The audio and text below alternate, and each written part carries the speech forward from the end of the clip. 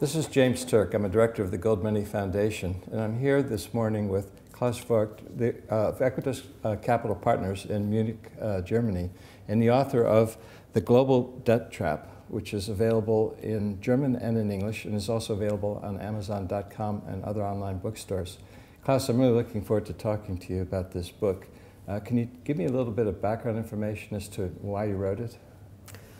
Well, I actually wrote it because I think we are living through something like a real sea change here, and it's very, very important for me to give readers the opportunity to understand how we got here into this mess, the role our monetary system and especially the Federal Reserve Bank and other central banks are playing, not as the saviors of the world, but as well, major parts of the problem.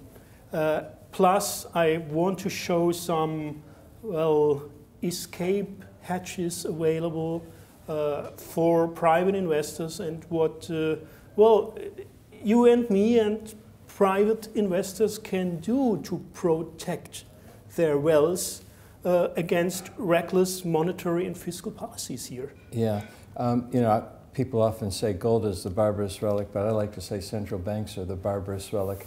And I think some of the actions that they've been taking in terms of creating money out of thin air, bailing out the banks, putting the burden of the bailout on taxpayer backs, I think really is barbarous in terms of the actions. It also impedes and interferes with the free market. The global debt trap, how do you see, you know, banks going forward? Are they going to just continue to try to put on more debt on top of more debt? Oh, that's definitely, obviously, the goal of our central bank dominated system here.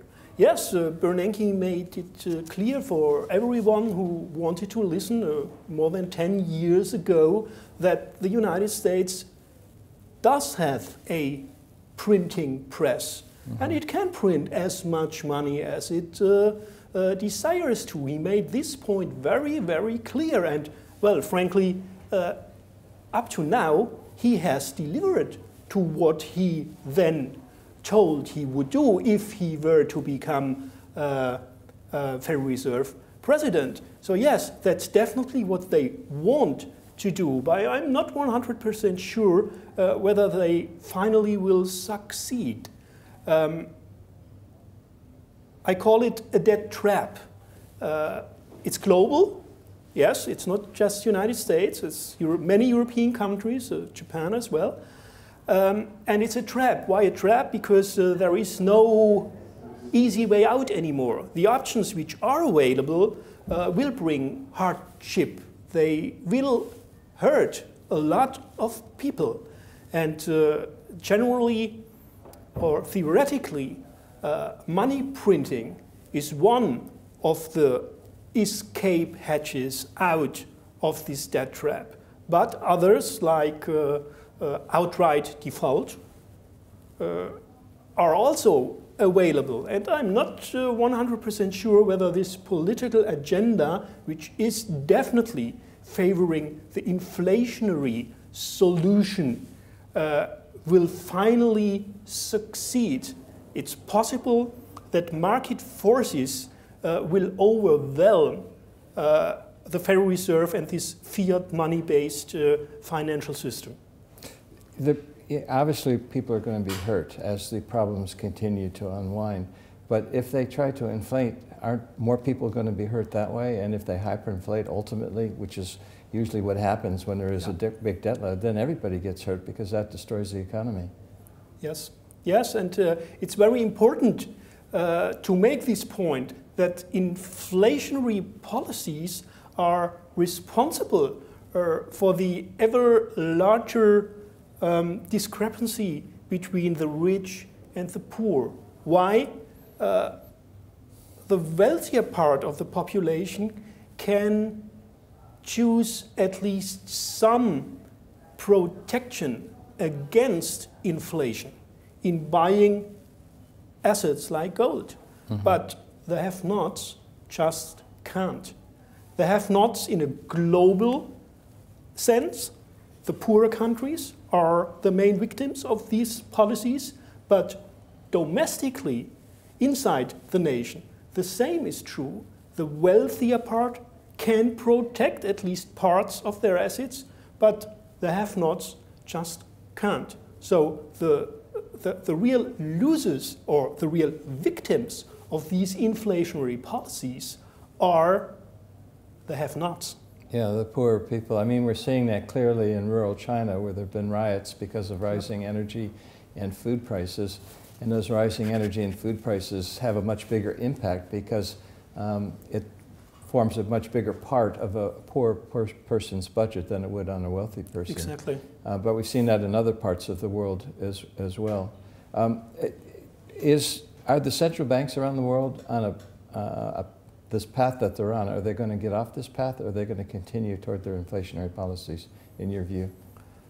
Well, I think the very reason for them to come into existence was to inflate, to make it possible for governments to spend much more money than they would ever have in terms of taxes. So yes, they will keep inflating as long as we, the population, allows them to do so. Though without a grassroots-based real opposition movement, I just can't see who should stop them from inflating, because our politicians obviously also see the inflation as the easier way to go. It's easier to sell the voter an inflationary episode than a crisis.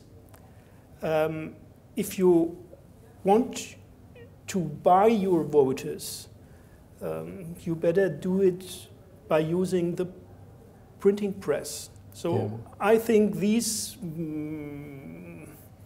relations make a strong argument for further inflationary policies here.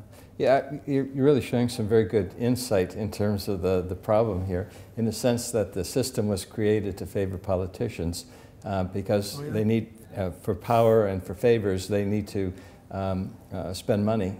And the gold standard actually acted as a brake or a discipline on how much money they could spend, whereas in this present system, they can just create money out of thin air and spend whatever they want until ultimately the currency is destroyed.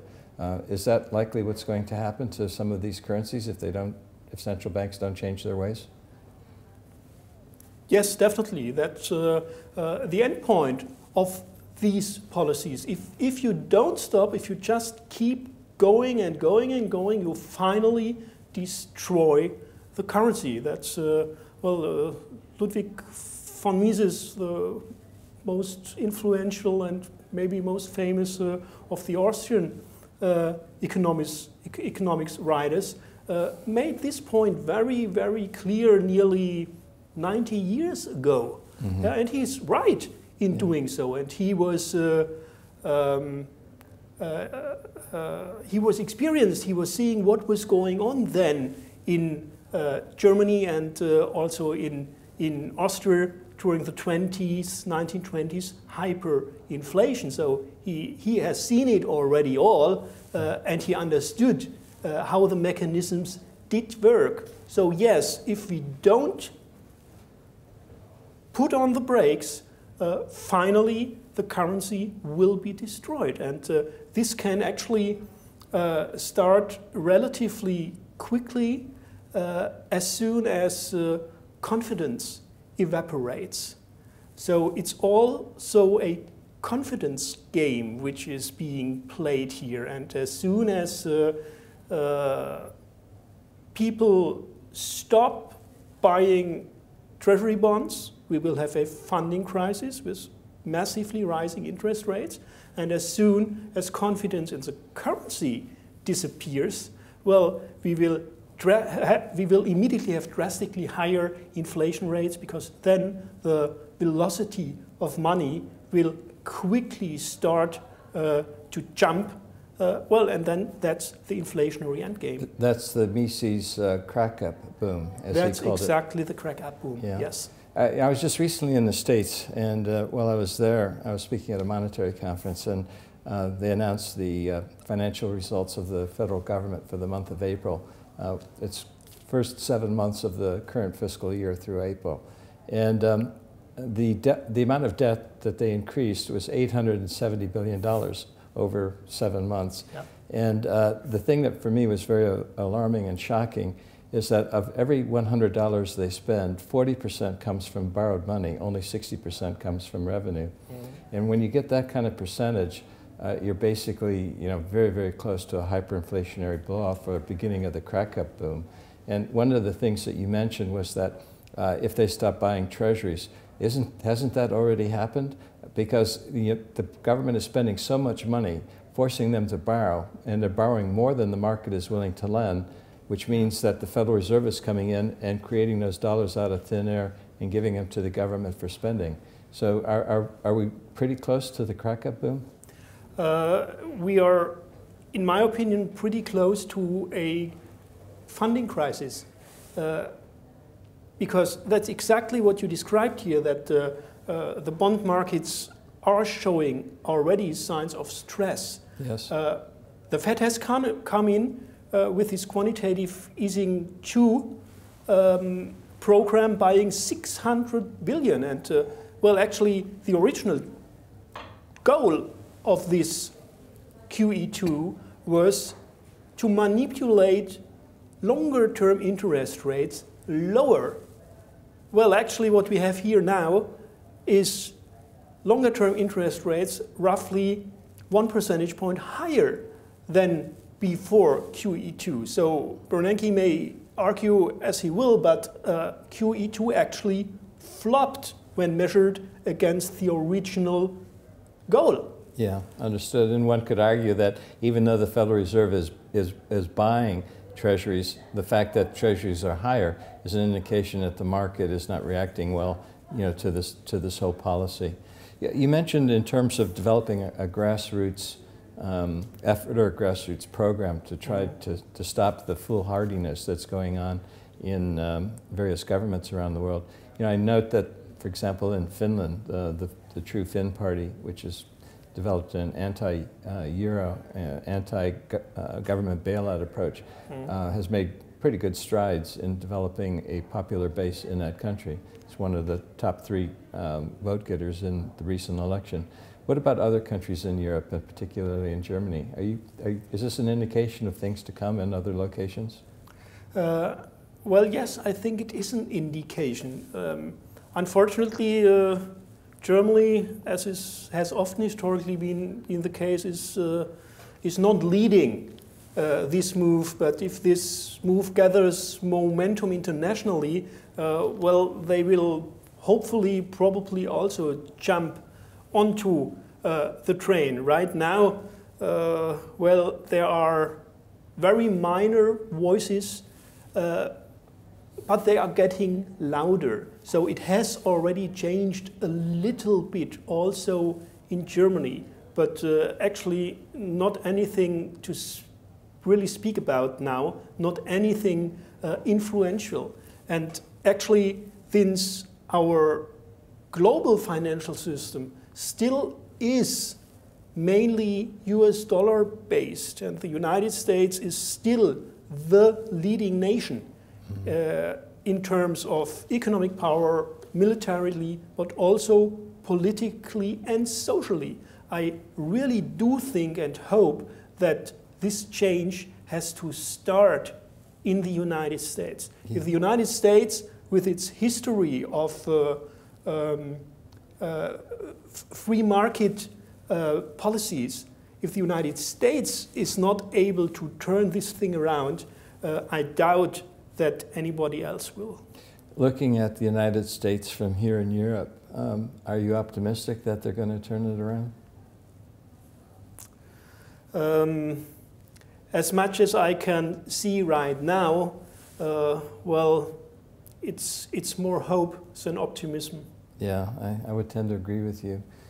They're not really tackling, the debt problem, and they're talking about $38 billion of cuts when that's nothing. Yeah. It's pennies in terms of the Exactly. big scale of things, and it just doesn't seem that there's any political will at the federal level, but there is political will at the state level. Various states have been moving towards sound money, and I guess that's one of the advantages of the American political system, in that the states do have power, and if they want to exert that power, constitutional power given to them, if they want to assert that power, they can control federal actions to a certain extent and create a competing currency where you have sound money circulating at the state level, even if the Federal Reserve continues to create paper money at the federal level. Mm-hmm. And I guess Europe doesn't have that kind of opportunity to enforce things at the state level. That's correct, we don't. Yeah. Looking at the markets here, the euro recently is in a weak spot because of the Greek crisis. Gold is near record price in terms of euro. Yeah. How do you see things unfolding over the next couple of months? Let's start with the stock market here, which is also a leading indicator for the economy. I really think we are in a large top building process here right now. The stock market is massively overvalued. The German stock market? My analysis usually starts in the United States because this is the leading financial market, and then it breaks down these results to the rest of the world. Okay. Yeah. Massively overvalued in the United States, not so massively overvalued in Europe.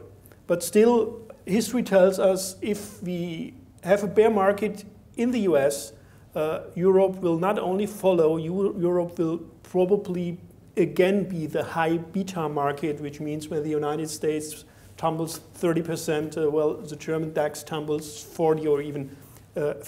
Mm-hmm. Overvalued, drastically overvalued, massively technically overbought in all time frames, extremely over bullish with nearly enthusiastic sentiment indicators. Just one example, the cash level of US mutual funds down to a record low, a new low at 3.4% cash, which means never before have mutual funds been more heavily invested in the stock market than today. Then we have this rising interest rate environment. We have rising inflationary pressure in terms of PPI and CPI. And all of this makes for a very, very high risk environment. And some markets, especially emerging markets, have obviously already turned around. They are leading. They were leading on the upside. They were the first to come out of the bear market lows in 2008 already, and they are obviously now leading on the way down. They were first in making their tops here, and I think the rest of the world will probably soon follow, which means if we get a bear market, a stock bear market here, the economy will definitely follow. We will then get another global, well, at least slow down, more probably another global recession accompanied by another banking crisis. And then commodity prices, again, will also correct. They will not enter a secular long-term bull market, but they still can have a cyclical correction, which can be relatively severe, as we all know. They are very volatile. Yeah. And, well, in my opinion, it's just gold, which could be, well, the rock in the storm or the rock in the wild sea.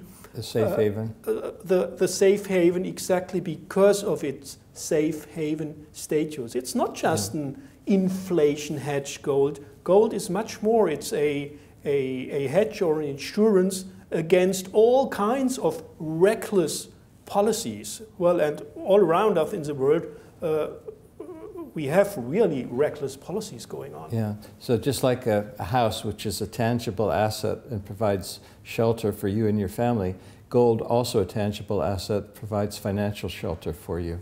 Exactly. Yeah. In the States, it looks like the economy is starting to slow down, and there's a lot of talk now about a double dip. Presumably, the Federal Reserve will continue to create more money. I guess the stock market in the States has been rising not because of good economic conditions, but when so much money is being printed, it has to go somewhere, and some of it's inevitably going to end up in the stock market. So let me sort of ask you, if we go a double dip now into the US, normally one would expect you're going to go into a bear market.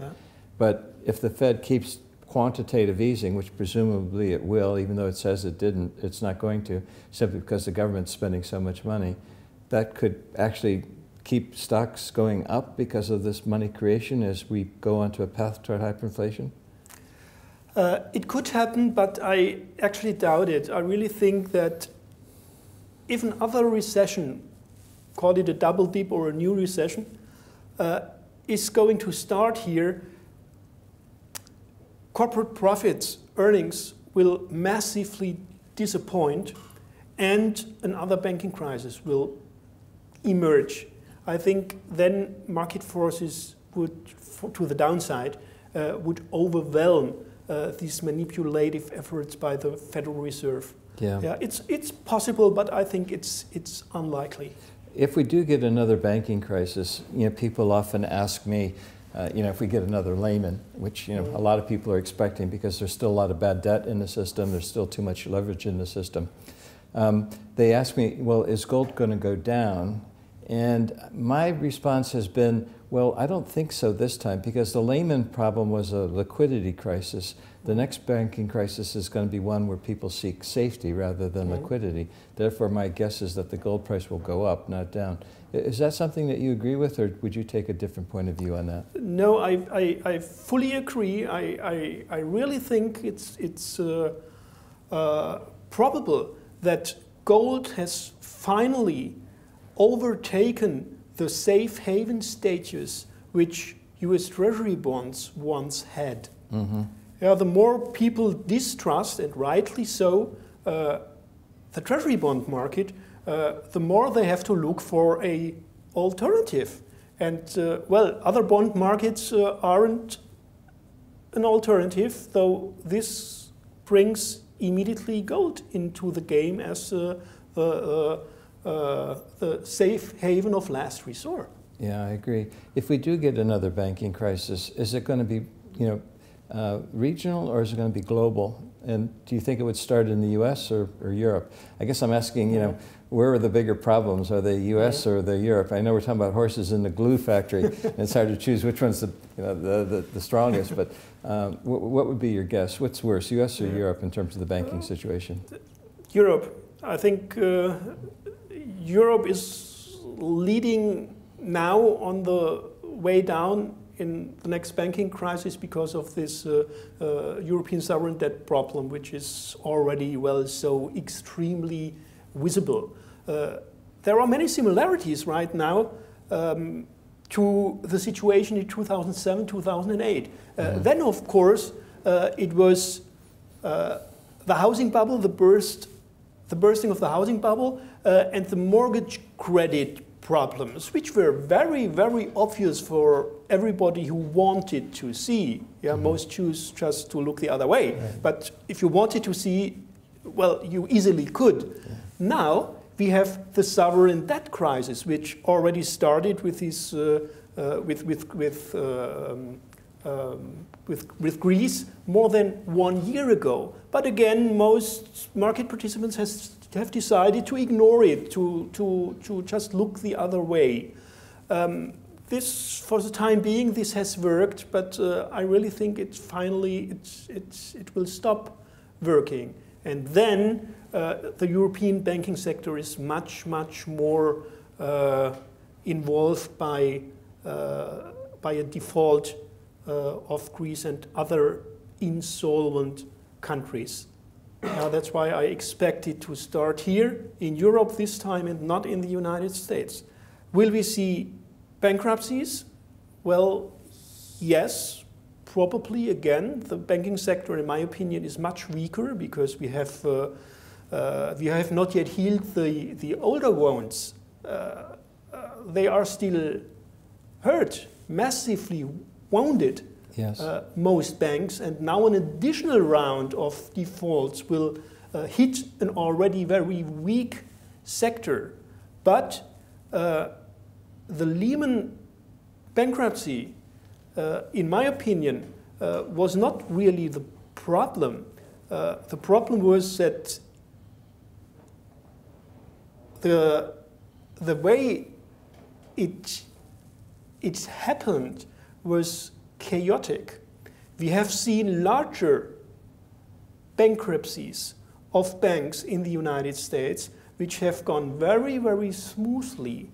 Yeah, this was a very special situation that the regulation authorities could not step in because of the special legal frame for an investment bank in opposition to a normal bank. Mm-hmm. So bankruptcies are not necessarily disruptive for the economy or for the whole financial system if they are allowed to happen in a proper way.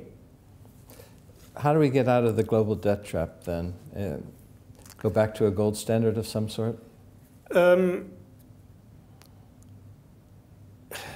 In the end, I really think we have to start anew. We have to start a new global financial architecture. Either we do it voluntarily,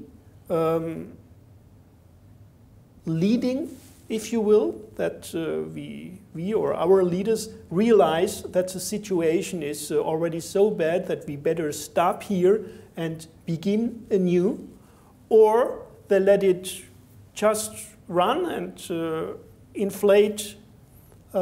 to inflate their way out of it. Then we will also come to this point, but on a chaotic way, which will probably be more harmful than a steered way, a governed way. But actually, it's clear that lots of these debts will never be paid back. Mm-hmm. Though we have to decide, either consciously or unconsciously, who has to bear these losses. There is no way around it. Mm-hmm.